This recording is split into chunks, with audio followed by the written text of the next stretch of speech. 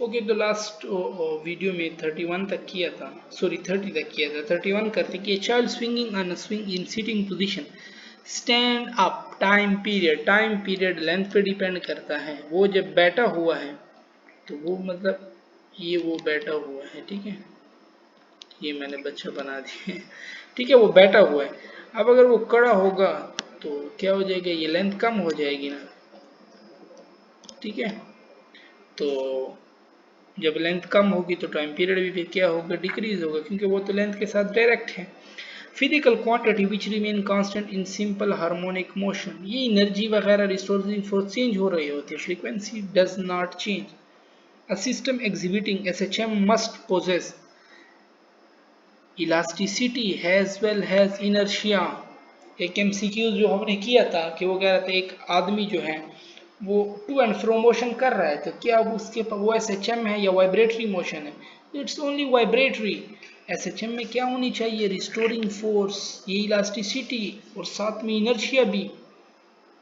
Motion में हो तो मोशन में रहे, रेस्ट में हो तो रेस्ट में रहे, ठीक है। Average acceleration in one time period in a simple harmonic motion,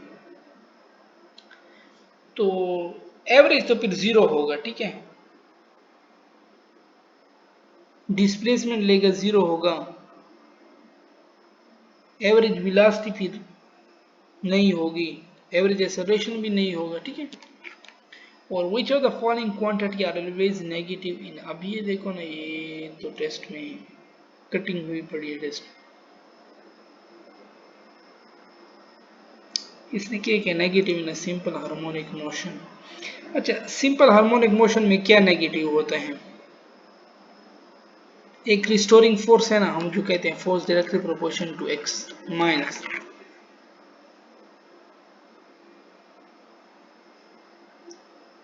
तो फोर्स भी डिस्प्लेसमेंट के साथ है, और एक्सेलरेशन भी तो इनवर्स है, ठीक है। और क्या है, ठीक है, अगर मेरे ख्याल में तो यही नेगेटिव की बात हो रही है। अब ऑप्शन ही नहीं नजर आ रहा है कि किस किस चीज के बारे में पूछ रहा है, ठीक है। 36 किधर गया? हाँ ये मैं, हाँ 35 था ना, तो 36 होना चाहिए। मुझे लगता है एक पेज का तो नहीं गए कोई, आप लोग भी नहीं बता रहे हो, साइड पे भी तो होंगे ना, क्योंकि हमने छोटा किया था, पेज बड़ा था, ठीक है।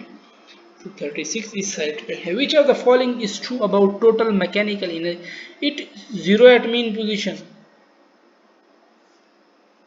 क्या टोटल एनर्जी कांस्टेंट रहती है जहां पे भी जो पोटेंशियल प्लस कैनेटिक, ठीक है। It is never zero.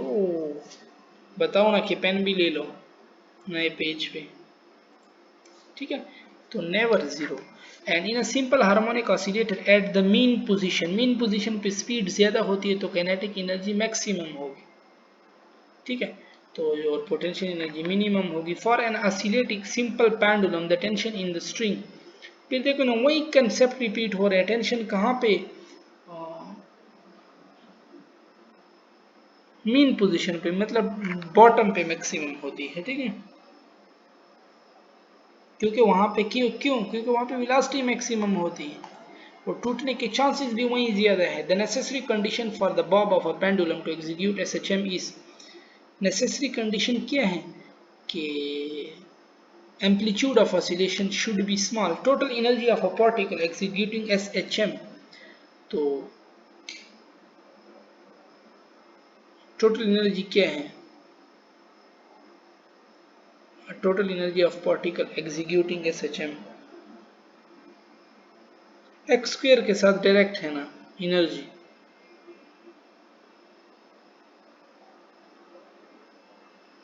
अब इसने एक्स क्या लिया हुआ है ना, एक्स नॉट के साथ होता है, जो हम इंस्टेंटेनियस लेते हैं ना उसके साथ होता है सिर्फ, मतलब एम्पलीट्यूड, और यहाँ पे इसने एक्स डिस्प्लेसमेंट लिया हुआ है, सो इंडिपेंडेंट ऑफ एक्स, ठीक है। और अ simple pendulum suspended from the ceiling of a train, और एम्पलीट्यूड के साथ क्या होता है, एक्स नॉट स्क्वायर के साथ एक्स नॉट के स्क्वायर के साथ डायरेक्ट होता है, ठीक है। ओमेगा के साथ क्या होता है, उसके स्क्वायर के साथ भी डायरेक्ट होता है, मास के साथ भी डायरेक्ट होता है, बट सिंगल पावर।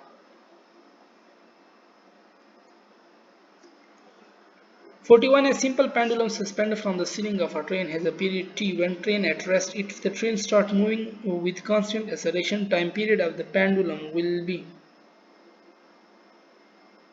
देखो फिर टाइम पीरियड में जो नीचे है ना जी स्क्वेयर प्लस ए स्क्वेयर, ये ट्रेन के लिए हम यूज करते हैं formula,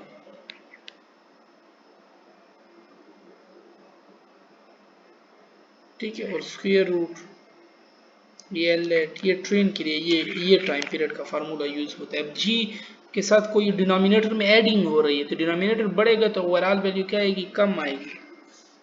When a mass undergoes SHM, therefore is always a constant ratio between displacement and acceleration, क्योंकि acceleration directly proportional to displacement. A spring mass a system oscillates with the frequency f. If it is taken in elevator slowly accelerating upward, the frequency will be।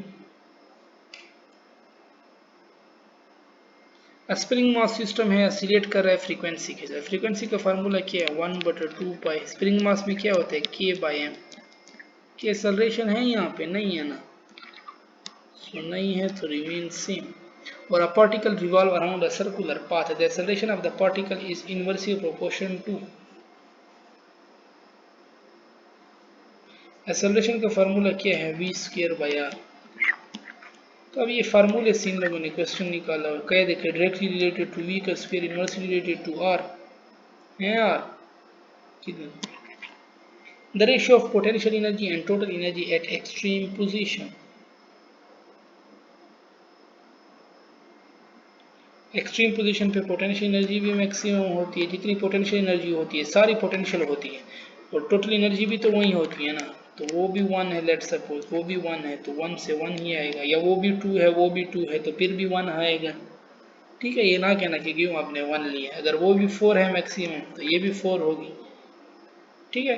Same question अगर मैं दे दूं ratio of kinetic energy and total energy at mean position, फिर आप क्या कहोगे, 0 नहीं, फिर भी 1 होगी, क्योंकि मीन पोजीशन पे काइनेटिक एनर्जी मैक्सिमम होगी, जितनी होगी वही तो टोटल एनर्जी होगी ना। टोटल एनर्जी क्या होता है, काइनेटिक एनर्जी और पोटेंशियल एनर्जी का sum. Potential energy 0 but kinetic energy maximum. Restoring force, ये देखो ये क्वेश्चन दोबारा रिपीट हो रहा है, एनजीकॉन के फिजिक्स में भी हमने किया था, ठीक है। वेट के दो कंपोनेंट होते हैं, mg cos थीटा और mg sin थीटा। देखो ना इस तरह याद कर लो, ये रिस में s आ रहा है ना, ठीक है, तो restoring force s sin theta, ठीक है। और mg cos थीटा का पूछ ले तो वो टेंशन है फिर। और 47 है, नीचे जाते हैं कि which one of the following varies when object executes simple harmonic motion।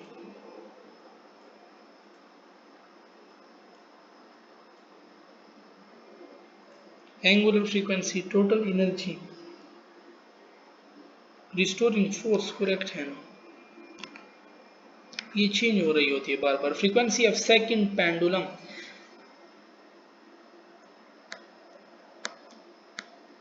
ये अब क्यों इधर नहीं जा रहा,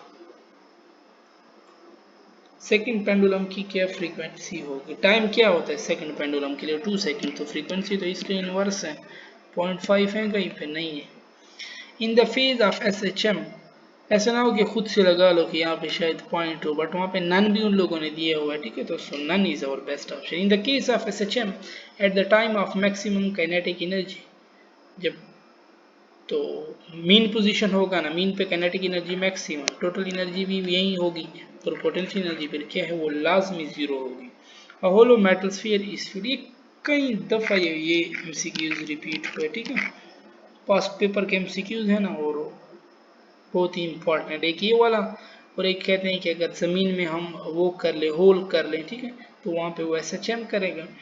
और इसमें क्या होगा, देखो ना, फिर वही लेंथ वाली बात है, जैसे बच्चा बैठा था तो पहले यहाँ पे है, यहाँ पे था वाटर, ठीक है, अब नीचे जा रहा है तो लेंथ बढ़ रहा है, और जैसे ख़त्म होगा ना फिर इसका सेंटर दरमियान में आ जाएगा, तो पहले लेंथ बढ़ रहा है, टाइम पीरियड भी बढ़ेगा, फिर उसके बाद क्या होगा, first increase then decrease till the sphere is empty. But I think ये बात इसने इसको ये कहना चाहिए था कि पीरियड देखो ना इंक्रीज हो रहा है तब तक इंक्रीज होगा। अच्छा ठीक है ना, यही सही है ना, first increase till the sphere empty, जब एम्प्टी होगा फिर क्या हो जाएगा, देन डिक्रीज। तो ये बात इसके साथ है, अगर इंग्लिश आप लोगों ने थोड़ी पढ़ी हो, ठीक है, ग्रामर के रूल्स, मतलब ये एडिशनल इंफॉर्मेशन है, ये बाद वाली बात है, ठीक है। The time period of a particle executing SHM is double, then time period को डबल कर रहे हैं, ठीक है, करो डबल, हम तो मजबूर हैं, कुछ कह नहीं सकते आपको।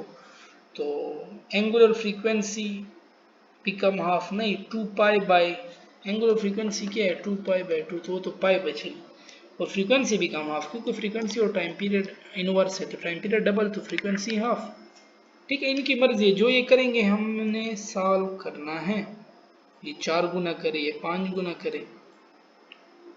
और if the metal bob of a simple pendulum is replaced by a wooden bob, then its time period,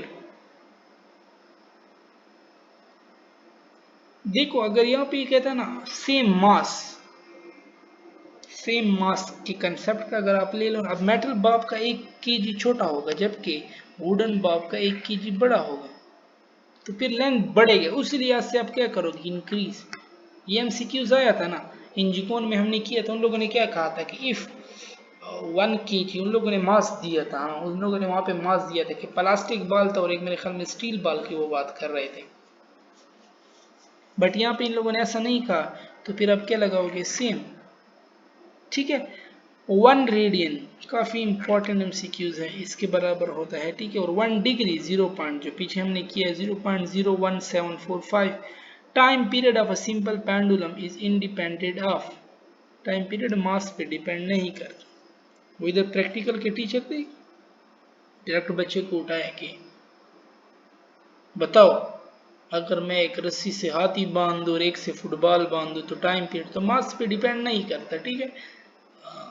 बच्चे ने कह दिया कि बाल वाले का टाइम पीरियड कम होगा और हाथी वाले का ज्यादा होगा, क्योंकि वो बारी है तो वो ज्यादा टाइम लेगा, वो पता नहीं इस तरह कुछ कह रहे थे, ठीक है। सो मास पे डिपेंड नहीं करता, ओके। आई थिंक ख़त्म करते हैं डिस्कशन यहाँ पे, इससे जो आगे एमसीक्यूज होंगे केमिस्ट्री के वो फिर नेक्स्ट पार्ट में करते हैं, ठीक है।